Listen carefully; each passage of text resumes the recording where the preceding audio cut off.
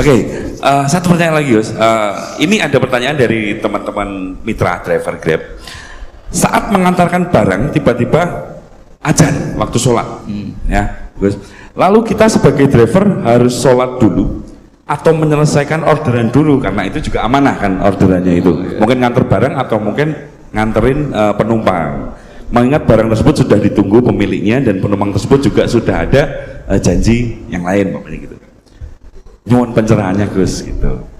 Begini ya, ini kan fikih sosial ya. Saya jawab, ini memang harus pakai fikih, nggak pakai rasa. Saya ulang lagi, pakai fikih, nggak pakai rasa. Waktu sholat itu kan banyak ya, diantaranya maghrib dan isya, duhur dan asar, terus subuh sendiri.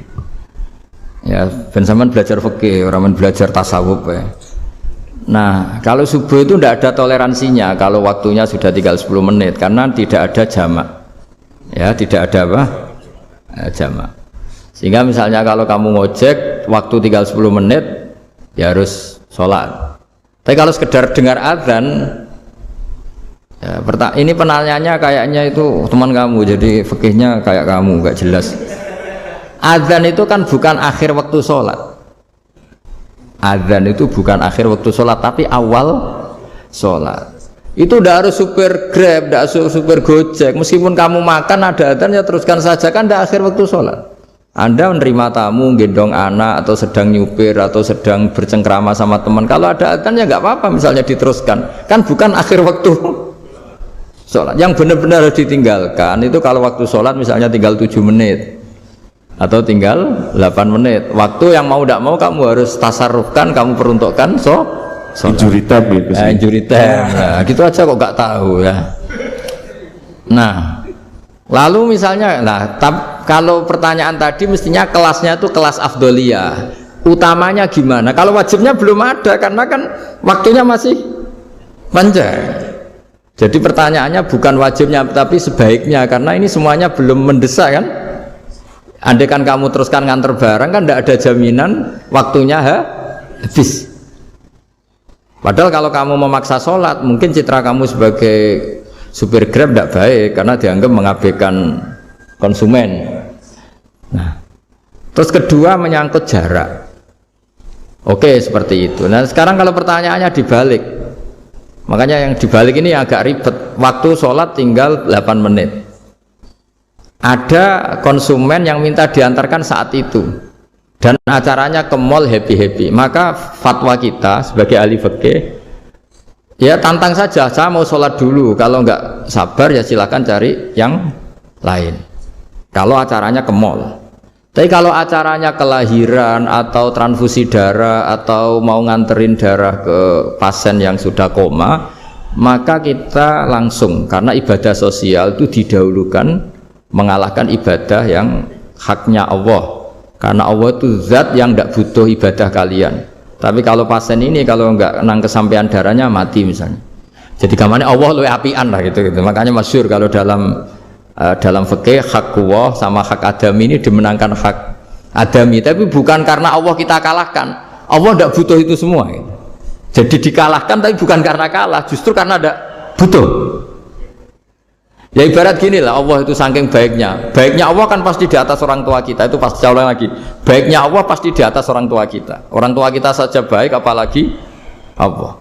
Misalnya orang tua kamu butuh uang 5.000, adik kamu butuh uang 5.000, adik kamu yang kecil atau ya, kira-kira orang tua kamu itu nyuruh dikasihkan beliau apa adik kamu, kira-kira saja ke adik kamu.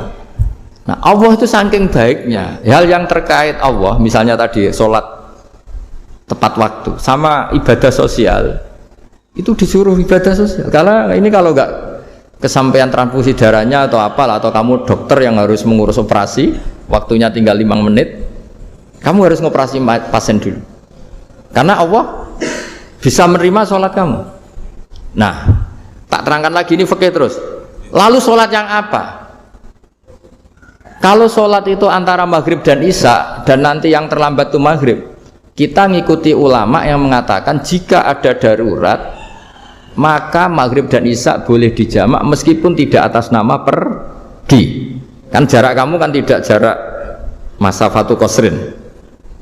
Artinya apa? Misalnya saya dokter, harus operasi, waktu saya tinggal 8 menit mau maghrib, ternyata harus ada operasi. Kalau saya nggak nangani, mati. Saya harus operasi. Dan nanti waktu saya maghrib habis itu tidak harus dikatakan qadha atau yang mengeluarkan maghrib dari waktunya. Bisa saja menurut ulama dianggap boleh dijamak takhir dengan isya, karena kondisinya masih waktu jam'in. Begitu juga duhur dengan asar. Tapi kalau waktunya itu asar, tinggal 8 menit, kemudian harus ada operasi, ya kita operasi, waktu asar kita mundur sampai maghrib, namanya qadha yang dimaafkan Allah. Ya namanya tetap qadha karena asar nggak bisa dijamak dengan maghrib. Jadi ini fikih ya, jadi jawabnya harus jelimet. Jadi saya ulang lagi ya, tadi kan pertanyaannya dengar adzan. Kalau adzan kan waktunya masih panjang, apalagi misalnya maghrib kan waktunya kan taruh saja ada waktu seperempat jam. Ternyata andekan kamu antar hanya butuh waktu 7 menit, kan nggak ngefek sama sekali. Nyanda. Ya, gitu. Terus kalau driver umpamanya dapat order, ini yang tanya kamu malah mewakili dalam, kalau ada driver dapat orderan food, nganterin makanan, tapi makanannya non halal, niku fakihipun pripun? Nah, makanya itu tadi ya. Kamu tahu betul kalau itu non halal loh? Kalau itu sudah tahu pasti non halal. Nah, ya, daging Tyrannosaurus ngoten mungkin.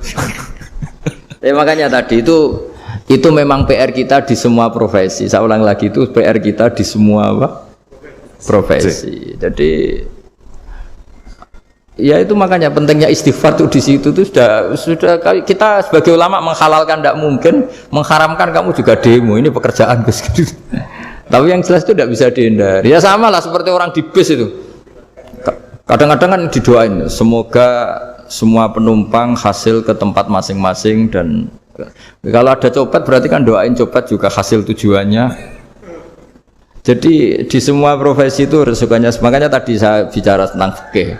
Kaidah umumnya menolong maksiat itu ya bagian dari maksiat, menolong taat itu bagian dari taat. Mau tidak mau harus ada hukumnya. Setidaknya barokahnya tahu hukum. Kalau kita salah belum istighfar gitu, sudah salah nggak merasa salah gitu. Jadi barokahnya tahu hukum itu paling enggak kan kita ya istighfar lah. Kan ya tadi seperti paket misalnya, kan ada saja orang paket yang jelas-jelas barangnya itu haram, tapi atas nama profesionalitas kan mungkin tetap dikirimkan. Tapi barokahnya ngerti hukum, dia istighfar. Nah, tapi karena kalau kita menyarankan sudah ada usah pekerjaan yang lain banyak nanti kan rai-rai potongan tawakal dikandani ngono kan ya repot deh. Nah kalau kita kiai guys, gak apa-apa, serius pangeran sugih. Menurut sampean harusnya ternuntut, Gus saya karena fatwa jenengan saya sekarang miskin, ini gimana pertanggungjawabannya? Ya ribet kan? Tapi saya ulang lagi, itu seninya ngelola kehidupan semuanya seperti itu. Jadi makanya kita nggak pernah berhenti berdoa, Robbana dzolamna anfusana, karena dalam sisi semua hidup kita pasti ada unsur nggak benernya gitu. Ya saya ulang lagi, pokoknya kaidah umumnya itu menolong taat itu ya ikut bagian dari taat, menolong maksiat ya bagian dari maksiat. Tapi ya tadi ya kita harus istighfar. Kan cuma tadi yang jelas-jelas maksiat dan kita tidak tajassus. Saya ulang lagi, tidak tajassus itu neliti wong nanti jelimet nih. Jadi misalnya ada perempuan mau ngojek ke sini ya diantar saja, jangan tanya detail. Itu apanya Mbak? Hubungannya dengan kamu apanya? Wah ya ribet kalau jadi kepo. Jadi kepo ya tidak perlu gitu. Artinya sudah umumnya orang saja sudah. Nah, lama-lama juga gitu. Kalau ada bapak-bapak main itu ke siapa Pak? Tujuannya laki apa perempuan Pak? Surat nikah mana Pak? Oh, surat nikah mana? Saya sudah nikah gitu.